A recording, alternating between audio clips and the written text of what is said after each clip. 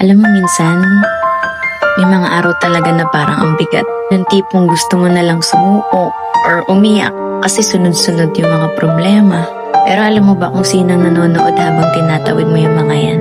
Yung future self mo. Yung healed, successful, at peaceful version ng sarili mo. At tahimik lang siyang nakatingin at proud na proud siya sa'yo. Kaya kahit ang gulo, kahit parang walang kasiguraduhan, subukan mong tawanan muna.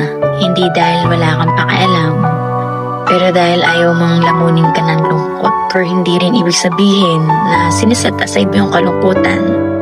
Yun ay patunay na kahit anong pinagdadaanan mo, pinipili mo pa rin maniwala.